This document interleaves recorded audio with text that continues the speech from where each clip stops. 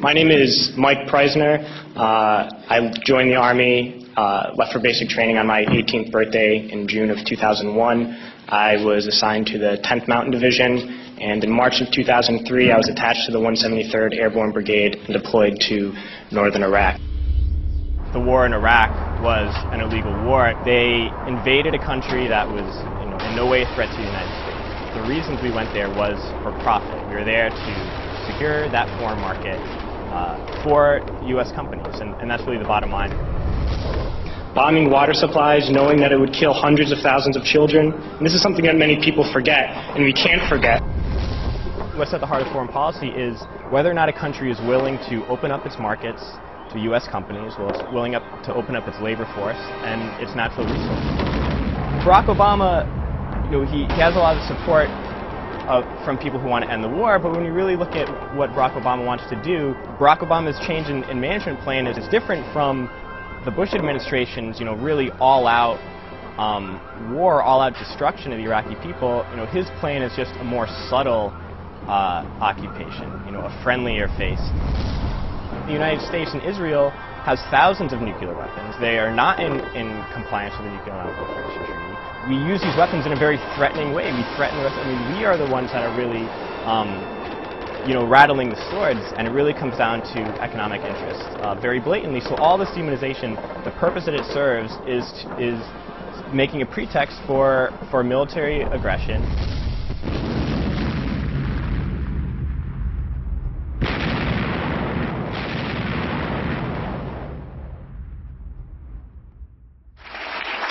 But when I got to Iraq in 2003, I learned a new word, and that word was Haji. Haji was the enemy. Haji was every Iraqi. He was not a person, a father, a teacher, or a worker. And it's important, we've heard this word a lot during Winter Soldier, but it's important to understand where this word came from. And to Muslims, the most important thing is to take a pilgrimage to Mecca. It's the Hajj. And someone who has taken this pilgrimage is a Haji. And it's something that in traditional Islam is the highest calling in the religion. So we took the best thing for a Muslim and made it into the worst thing. But history did not start with us, and since the creation of this country, racism has been used to justify expansion and oppression.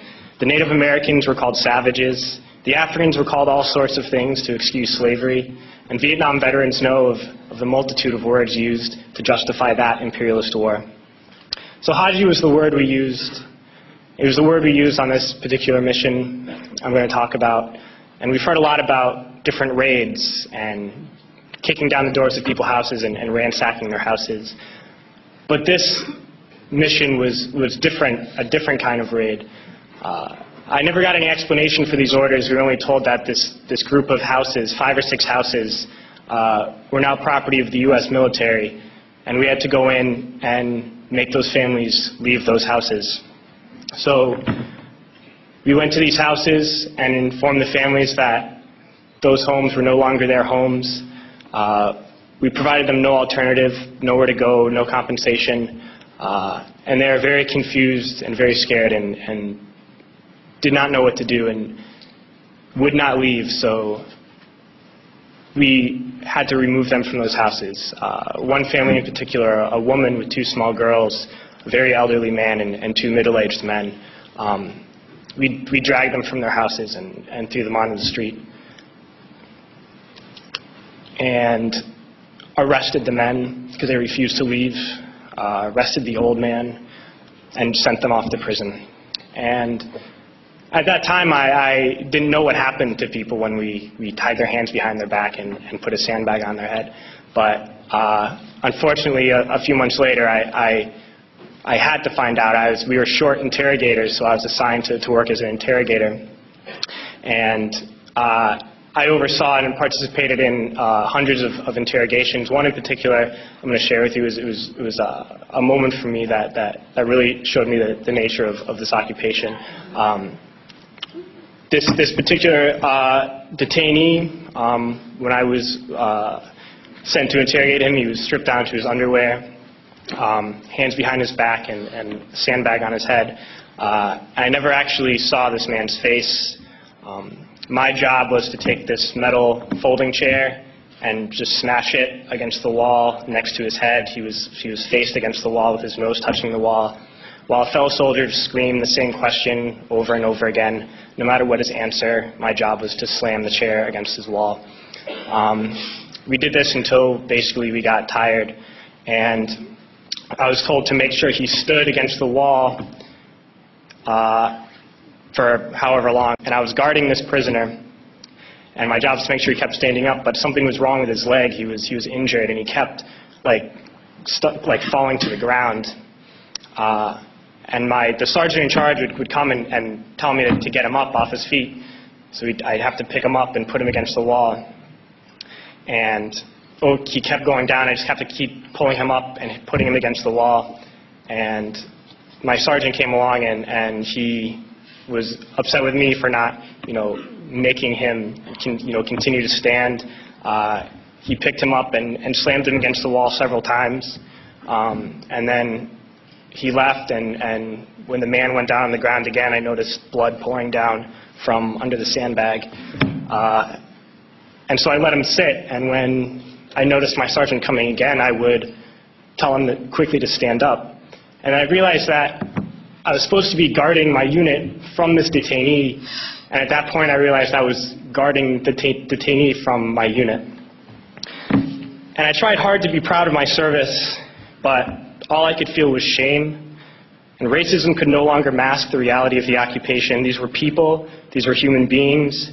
I've since been plagued by guilt anytime I see an elderly man, like the one who couldn't walk, who we rolled onto a stretcher and told the Iraqi police to take him away. I feel guilt anytime I see a mother with her children, like the one who cried hysterically and screamed that we are worse than Saddam as we forced her from her home. I feel guilt anytime I see a young girl, like the one I grabbed by the arm and dragged into the street. We were told we were fighting terrorists. The real terrorist was me, and the real terrorism is this occupation. Racism within the military has long been an important tool to justify the destruction and occupation of another country. It has long been used to justify the killing, subjugation, and torture of another people. Racism is a vital weapon employed by this government.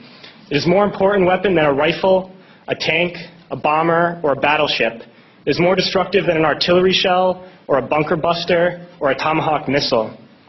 While all those weapons are created and owned by this government, they are harmless without people willing to use them. Those who send us to war do not have to pull a trigger or lob a mortar round. They do not have to fight the war, they merely have to sell the war. They need a public who is willing to send their soldiers into harm's way.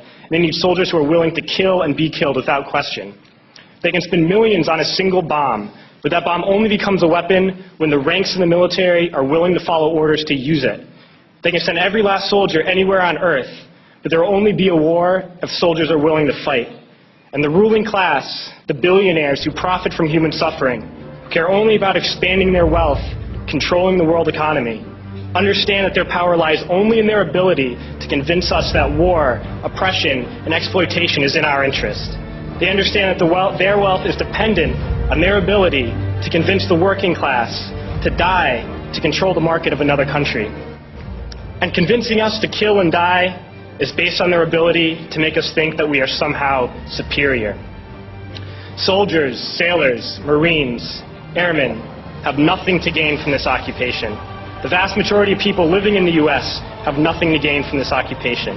In fact, not only do we have nothing to gain, but we suffer more because of it.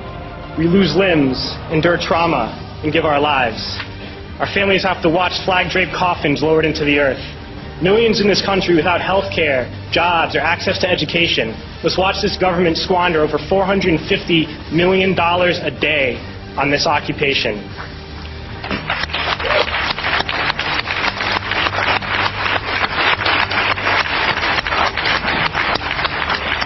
Poor and working people in this country are sent to kill poor and working people in another country to make the rich richer.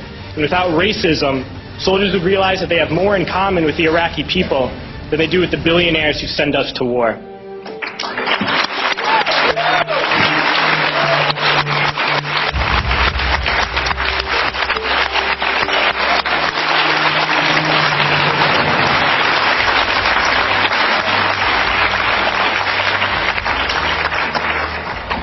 I threw families onto the street in Iraq. only to come home and find families thrown onto the street in this country, in this tragic and unnecessary foreclosure crisis. We need to wake up and realize that our real enemies are not in some distant land. They're not people whose names we don't know and cultures we don't understand. The enemy is people we know very well and people we can identify.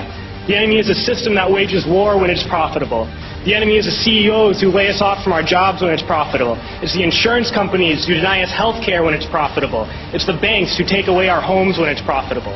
Our enemy is not 5,000 miles away. They are right here at home. If we organize and fight with our sisters and brothers, we can stop this war, we can stop this government, and we can create a better world.